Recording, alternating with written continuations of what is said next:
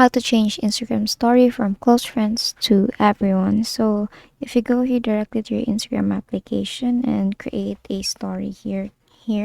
So let's just take a picture of that and go here directly to your close friends. If you tap on your close friends there, just wait for it to upload. So here you will see on the upper part, you will see the close friends icon there. Tap on that, and here you will see the list of your close friend, and you cannot see an option for change your Instagram story from close friends to everyone. So what you can do is to actually delete your story, your close friend story here. Tap on more, tap on delete, confirm delete here, then create a story again, the same content, and then here tap on your story, and you have successfully created an Instagram story that can be seen by everyone. Again, there's no option for close friends to everyone there.